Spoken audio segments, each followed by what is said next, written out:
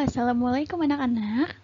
Pertemuan kali ini Miss akan membahas mengenai genetika secara umum saja untuk kelas lintas minat atau IPS. Nah, jadi kenapa nih kita perlu belajar yang namanya genetika atau pewarisan sifat? Nanti Miss bahas satu persatu ya.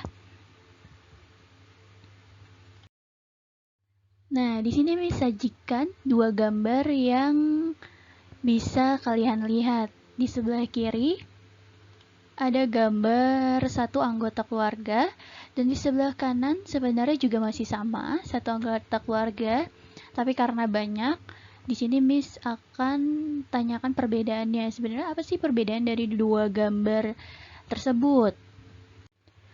Nah, yang di sebelah kiri ini pasti setiap anggota dalam suatu keluarga itu punya kemiripan secara fisik. Nah, beda halnya kalau yang di sebelah kanan ini. Coba kamu perhatikan bahwa setiap manusia yang ada di dalam gambar sebelah kanan itu memiliki warna kulit yang berbeda misalnya, atau bentuk bola mata atau bentuk mata yang berbeda, dan juga warna dari bola matanya gitu, dan lain-lainnya. Itu bisa terlihat jelas di gambar yang sebelah kanan. Lalu apa yang menjadi poin utama dari kedua gambar tersebut? Nah, di sini ada faktor genetik yang menyebabkan terjadinya kemiripan secara fisik, yaitu nanti Miss jelaskan yang disebut dengan gen. Asal katanya dari genetika atau pewarisan sifat. Itu. Lalu, slide yang selanjutnya. Kalau Miss tanya sebenarnya di mana sih DNA ditemukan atau di mana letak DNA dalam tubuh manusia? Nah, dalam tubuh manusia atau dalam suatu organisme yang memiliki sel eukariotik, ini sel eukariotik. Nah, ada organel-organel penyusunnya, salah satunya namanya nukleus atau biasa yang kita kenal dengan inti sel. Nah, di dalam inti sel ini terdapat banyak kromosom. Yang di dalam kromosom ini ada penyusun-penyusunnya, yaitu DNA gitu, atau yang membawa informasi genetik. Nah, apa itu DNA? DNA merupakan singkatan dari deoxyribonucleic acid gitu. Jadi DNA terdapat di dalam nukleus atau inti sel. Sampai sini paham? Yang selanjutnya akan Miss jelaskan bagian-bagian dari kromosom, DNA, dan lain-lain. Tuh, terus simak ya. Kalau tadi Miss sudah jelaskan di mana letak atau di mana sih sebenarnya DNA itu berada dalam tubuh manusia. Nah, sekarang Miss jelaskan bagian-bagian dari kromosom. Nah, kromosom itu sendiri sebenarnya adalah benang spindle, atau bisa juga kita sebut dengan benang-benang kromatin. Nah, kalau kromatin ini berarti benang-benang spindle yang sudah mengalami penebalan yang ada di dalam proses pembelahan sel. Gitu. Lalu yang sentromer adalah penghubung dari kedua lengan kromatid. Yang ketiga ada lengan pendek bagian bawah, dan lengan panjang itu bagian atas. Karena kromosom dalam tubuh itu bentuknya tidak semuanya sama, nah di sini ada macam-macam bentuk dari kromosom, itu ada 4. Yang pertama ada metasentrik. Nah, metasentrik ini letak sentromernya berada di tengah-tengah dari kedua lengan dari kromatid. Ini lengan ya, lengan kromatidnya. Jadi lengan kromatidnya itu sama panjang. Lalu ada submetasentrik. Nah, submetasentrik ini letak sentromernya berada di hampir ujung. Jadi yang satu lengannya panjang dan yang satu lagi lengan kromatidnya pendek. Lalu yang ketiga ada akrosentrik. Nah, akrosentrik ini sebenarnya hampir mirip dengan submetasentrik, tapi letak sentromer dari akrosentrik ini berbentuk sudut 90 derajat, jadi persis dengan huruf L. Jadi yang satu tidak terlalu pendek lengannya dan yang satu lagi panjang. Itu ya yang membedakan submeta dengan akrosentrik. Lalu yang keempat ada telosentrik, yang mana letak sentromernya ini berada di paling ujung dari lengan kromatid. Oke, sampai sini paham? Jadi macam-macam bentuk kromosom ini berdasarkan letak atau posisi dari sentromernya ya. Tuh, nanti Miss lanjut mengenai DNA dan juga RNA. Oke, sebelum Miss jelaskan lebih lanjut mengenai DNA dan RNA, di sini Miss akan menjelaskan terkait kromosom pada tubuh manusia. Nah, kromosom pada tubuh manusia itu berjumlah sebanyak 46 kromosom dengan sifatnya yaitu diploid atau 2N. Jadi kalau totalnya 46, maka berapa pasang? 23 pasang kromosom. Nah, yang ini sifatnya haploid atau N saja. Nah, ini dari mana? Total 46 dan juga 23 pasang ini. Nah, total 46 itu ketika adanya sel sperma pada pria dan sel telur pada wanita itu melakukan yang namanya peleburan atau fertilisasi. Jadi nanti ada 23 dari si pria, lalu ada 23 lagi nanti sifatnya dari sel telur pada wanita gitu.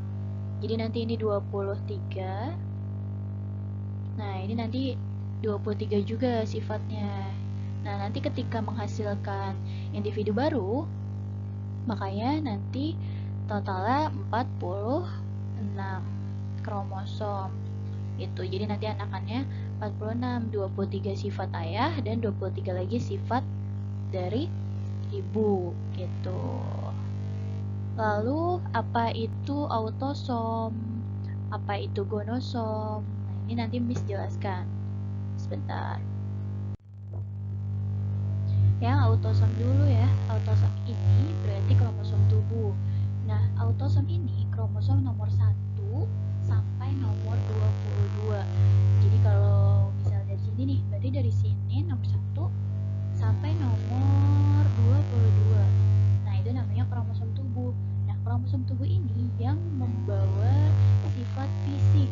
Jadi misalnya seperti tadi di awal ada warna kulit, terus bentuk mata, atau bentuk apalagi banyak ya, golongan darah dan lain-lain. Itu namanya adalah autosom atau kromosom tubuh. Lalu bagaimana dengan gonosom? Apa itu gonosom? Kalau gonosom atau kromosom kelamin, ini Miss salah tulis, ini nggak ada ya, yang dua ini nggak ada, jadi jangan salah fokus. Nah, gonosom ini atau kromosom kelamin itu nomor 23. Nah, kalau pada pria atau laki-laki nomor 23-nya adalah XY. Tapi kalau pada perempuan atau wanita, gonosomnya atau kromosom nomor 23 itu adalah XX. Jadi dia nantinya sebagai penentu dari jenis kelamin yang ada pada manusia atau nanti individu yang baru lahir gitu. Oke? Sampai sini bisa dipahami? Kalau bisa, lanjut. Next selanjutnya. Kalau tadi Miss sudah menjelaskan bagian-bagian pada kromosom sampai kepada jumlah kromosom pada manusia, di sini Miss akan menjelaskan mengenai gen sebagai unit genetika terkecil. Nah, mengacu pada penjelasan di awal yang disajikan berupa gambar bahwa setiap individu atau setiap manusia pasti memiliki karakter fisik atau sifat fisik yang berbeda, yang mana berasal atau gabungan dari orang tuanya, dari ibu dan juga bapaknya. Nah, di sini ada salah satu contoh gen pada manusia, yaitu gen pada warna kulit. Tuh. Nah, di sini ada istilah gen pertama kali ditemukan oleh W. Johannes tahun 1909, yang mana genetika itu berasal dari nama Latin yaitu genos, asal mulanya kejadian atau asal mulanya suatu makhluk hidup. Nah, makanya kenapa dinamakan sebagai gen, yang asal katanya berasal dari genetika. Nah, nanti akan ada istilah dari faktor keturunan atau hereditas di bab selanjutnya yang akan dikemukakan oleh Gregor Mendel atau yang kita kenal dengan sebutan Bapak Mendelian.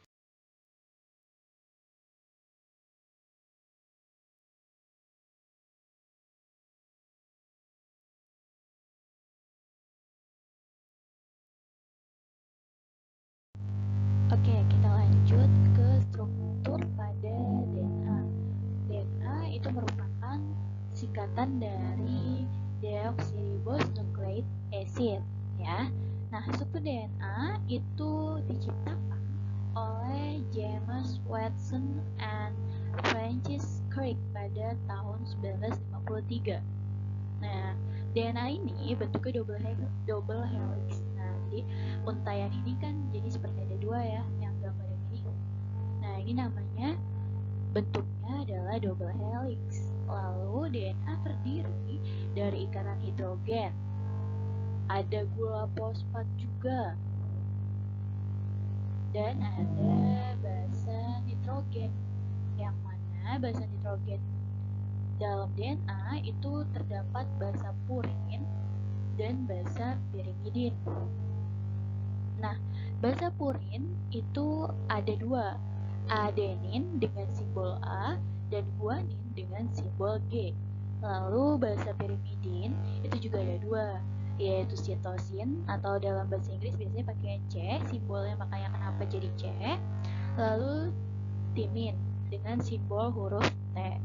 Nah, ikatan hidrogen pada DNA itu biasanya saling atau ketetapan, misalnya C atau sitosin selalu berikatan dengan G, yaitu guanin. Jadi sitosin dari basa pirimidin berikatan dengan guanin dari basa purin. Nah, ini juga sama yang bawahnya. G atau guanin berikatan dengan sitosin. Makanya yang adenin selalu berikatan dengan timin. Jadi adenin itu adanya di basa purin, timin adanya di basa pirimidin. Gitu ya. Jadi ikatan hidrogen artinya basa purin dan basa pirimidin itu saling berkaitan, dan juga terdapat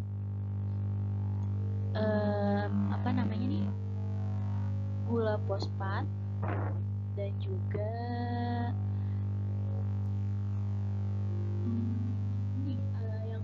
ini maksudnya nukleotidanya itu ya.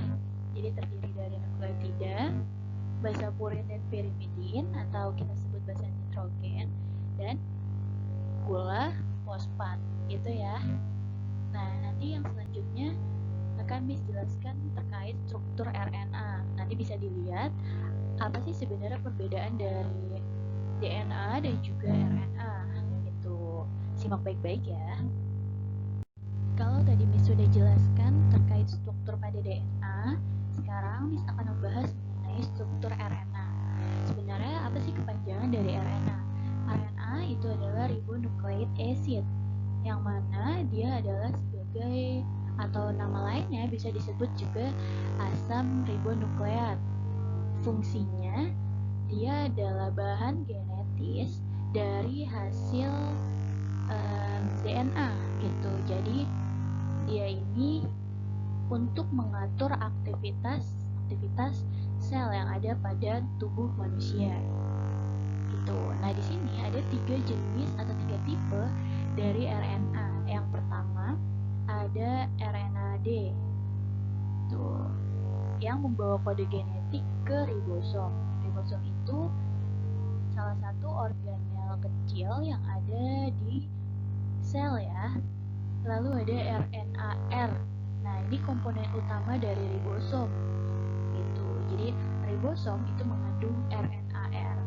Lalu ada RNAT, yang mana dia membawa asam amino ke ribosom.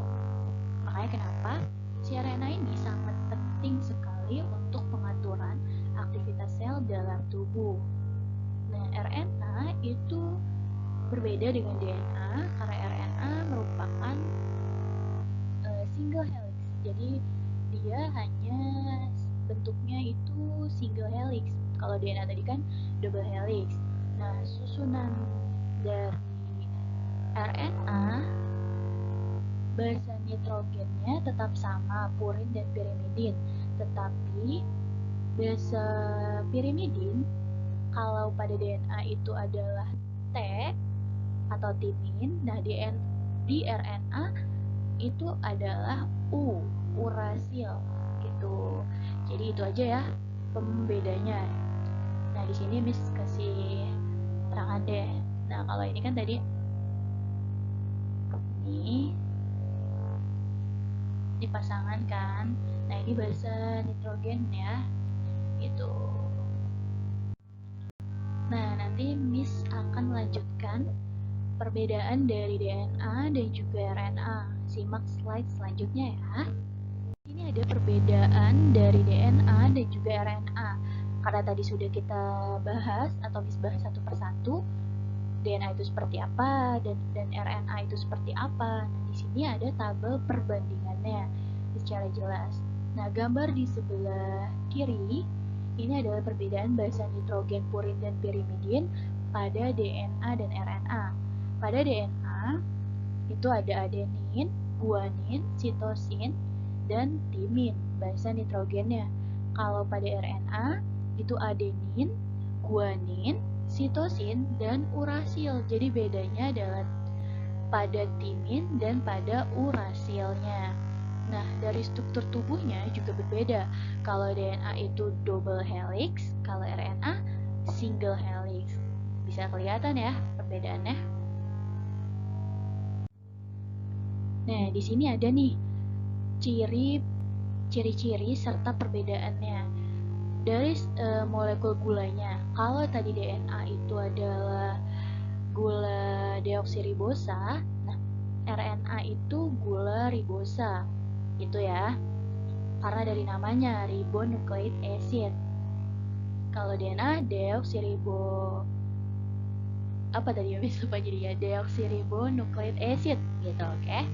Terus penampilan atau bentuknya. Nah, DNA itu helixnya ganda atau double helix. Jadi seperti tangga bengkok yang berbentuk spiral gitu. Terus kalau RNA itu cuma seperti benang aja karena dia kan tadi single helix ya. Nah, kalau basa nitrogen dari DNA tadi yang kita bahas A, G, C, T. Adenin berpasangan dengan timin, sitosin berpasangan dengan guanin. Tapi kalau di RNA, T-nya itu diganti jadi U alias urasil.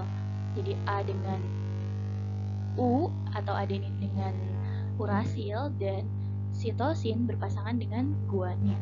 Itu aja ya bedanya.